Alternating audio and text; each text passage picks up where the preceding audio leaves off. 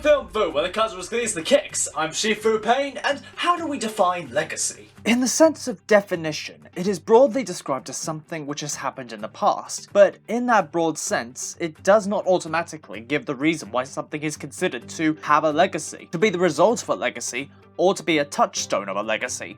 I mean, if I exclusively decide to eat peanut butter sandwiches, does that then leave a legacy on my children, my grandchildren, or the peanut butter industry as a whole? So if we look at things which are characterized with that term, we have things such as preparations for after death, with what our relatives and spouses are bequeathed, items or technology which are routinely used even though they are out of date, and films which cement someone as a part of the cultural body. Ah, you see, I wasn't just being a windbag, which brings us on to today as we take a look at what I consider to be Bruce Lee's legacy film.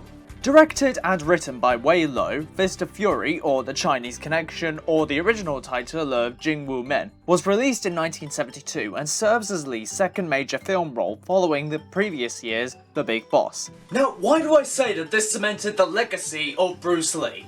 Well, for one thing, this is where we find the start/glorifying of several touchstones of the Bruce Lee mythos, such as the first use of the nunchucks, the animalistic cries and sounds made by Lee, the dynamic and closer cut cinematography. But for another thing, this film hit the beat on a feeling shared by many members of the Chinese community. What do I mean by this? Well, let's take a look at the plot to find out. The film opens with Chen Zhen, played by Lee, returning to his martial arts school in Shanghai, only to find his teacher has unexpectedly passed away. An emotionally harrowing situation which is only made worse when representatives from a Japanese dojo in town comes by to give the school a gift, in the form of a sign reading, "Sick Men of Asia." Well, obviously Lee does not take this lightly, as he promptly goes to their dojo to beat the snot out of every class member there, which unfortunately leads to more negative consequences, as the Japanese threaten to have the school shut down unless they give up Chen. But when Chen finds out the Japanese were responsible for the death of his teacher, he goes on a revenge-ridden spree as he kills every major head of the Japanese school. But because murder is still a crime, Spoiler sports, and the Japanese still hold a majority of the political power,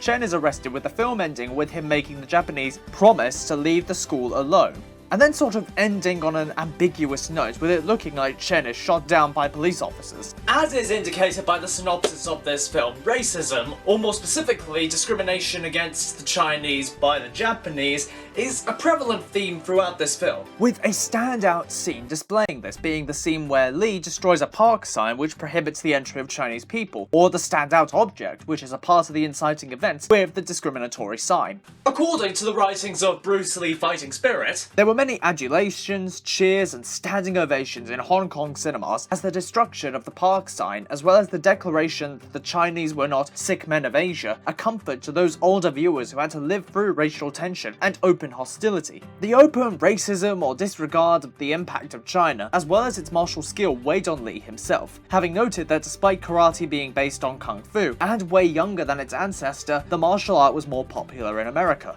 and so the thought of one lone Chinese fighter taking on a dojo full of karate students, well, it kind of put a smile on Lee's face, to put it mildly. Lee was an overnight sensation as a result of this film. Not only did it perfectly articulate the anger and resentment that had formed as a result of the long-standing racial hostility, but it was just an overall brilliant martial arts movie, with everyone clamoring to see it, and it being one of Hong Kong's first $1 million successes. Of course, it has its drawbacks, with Lee not being able to walk down the street without a crowd forming, or some hotshot wanting a fight with Lee to earn their respective 15 minutes of fame. Can't help but feel that there are worse problems to have, but oh no. But it also caused a certain feud to reach the East Asian tabloids. Wei Lo and Bruce had previously worked together on The Big Boss, and even before the film was finished, production had begun on Fist of Fury. From their first project, it was clear that things had to change to fit Lee's dynamics and style. Wei Lo was old guard to say the least, having worked as an actor since the 40s before directing and coming to Golden Harvest. Tensions from The Big Boss, with the difference in priorities and visions, became more and more heated, made worse by the fact that this time they were working in the heart of Hong Kong, where news coverage and tabloids could get the scoop on the feud without difficulty. The two could not agree on anything, so it's not at all surprising that when Lee's contract of 2 movies with Golden Harvest were completed, Lee moved on. Especially seeing as Wei Lo ran his mouth saying that he basically taught Lee how to fight on camera, basically saying that he made Lee the star he was, despite it being Lee's direction and involvement that had made both Golden Harvest and Wei Lo their newfound notoriety. God, with such tension as that behind the scenes, it's a wonder that this film came out decent, let alone the powerhouse that it is, and a big part of that is due to its action.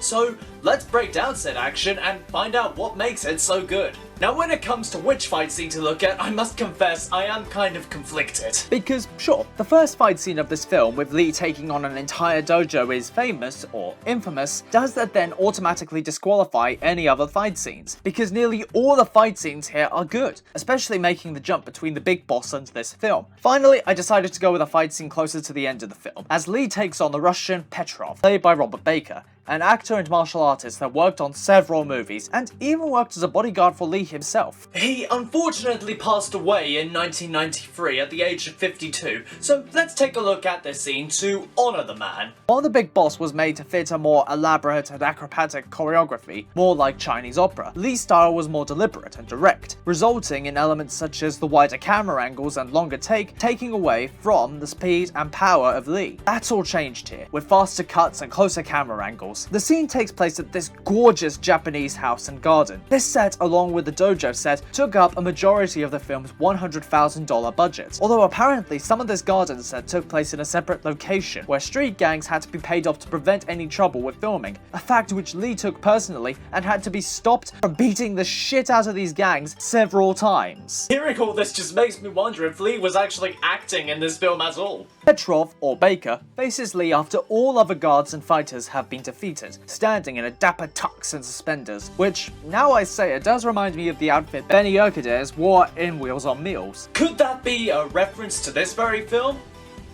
Who could say? The scene carries a lot of suspense, quiet movements between the moments of action as each fighter analyzes the other, mirroring the spaghetti westerns that made Clint Eastwood a household name. Bruce Lee himself seems to act a lot like these kinds of characters, the wandering fighter, dishing out his own brand of vigilante justice against those who have wronged innocents. But in between those slower moments, what sort of action do we have? Well, it begins with a side kick from Baker, evaded by Lee, which goes into a couple of blocks, followed by a combo of 2 hook kicks. A few shots thrown and dodged later, and we get a waiting moment. Baker assumes a karate stance known as Senkutsu Daki, while Lee lightly assumes horse stance. Baker then throws what looks like a front kick coupled with 2 side kicks, but I cannot be certain. See, that's the double-edged sword of this kind of editing. Sure, it keeps the pace up, but it kind of makes my job a little bit more difficult. But it then leads to Baker throwing and landing 3 punches on Lee. Doesn't that win him a set of snake knives or something? But then Lee returns with another hook kick, then tries to stomp on Baker. Okay, so a lot of the moves that have been shown here have been rather simple, basic moves, which, on the face of it, is kind of weird, considering how we're looking at a Bruce Lee film here. You expect something a bit more flashy. But then again, remember the adage of Bruce Lee, the idea that it's more important to practice 1 kick 1,000 times rather than practice 1,000 kicks only once, highlighting that technique and form are more important than complexity or flashiness. Baker throws 2 more side kicks, but Lee swiftly returns with a roundhouse, and then a series of strikes and blows, presumably harkening back to his Wing Chun training. 1 more roundhouse to the face has Baker on the ropes. God, this is just painful to watch. It's like seeing an ordinary man take on, well, Bruce Lee. What's this? He sends Lee to the ground! Is it possible to learn this power? Sorry, Baker doesn't have enough power, as Lee regains himself, delivers a crescent kick followed by a right cross, which is when we come to Baker holding back Bruce Lee and then bringing him into an armbar. And this is only 1% of his power. But Bruce's power is infinite, and he snacks on Baker's ankle to regain his strength. His power restored, Lee uses an ancient secret of Chinese martial arts to hypnotize and confuse his opponent. That, or the cinematographer was feeling inspired. As Lee easily blocks a series of kicks from Baker, only to land a spinning hook kick, followed by a series of jabs, a cross, and a nasty body blow. Side kick, low roundhouse, roundhouse. 1 more for Bruce Lee, kick bingo! Bruce Lee finally delivers a kick to Baker's head, finishing the fight with a killing blow to his neck. And so, another man becomes another stain on the shoe of Bruce Lee. In the end, Chen Zhen is arrested and may be killed for, you know, all the murdering that he did.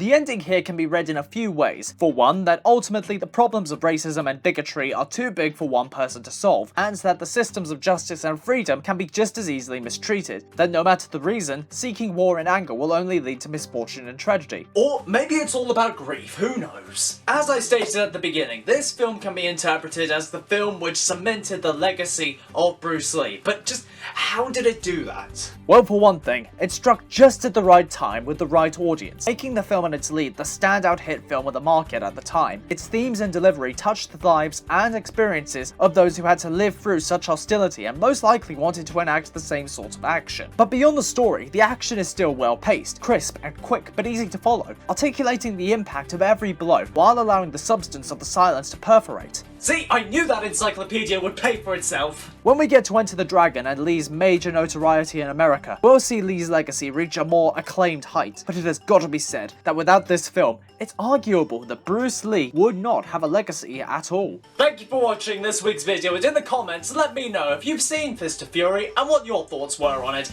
Despite the fact that I haven't seen Way of the Dragon or Game of Death just yet, I'm going to put my money where my mouth is and say that this is, so far, my favourite Bruce Lee film. I'll probably have to reassess that by the time I've actually seen all of his films, but for now, I'm gonna say this one's my favourite. But until then, thank you all for watching this week's video, and until next time everyone, peace be with you.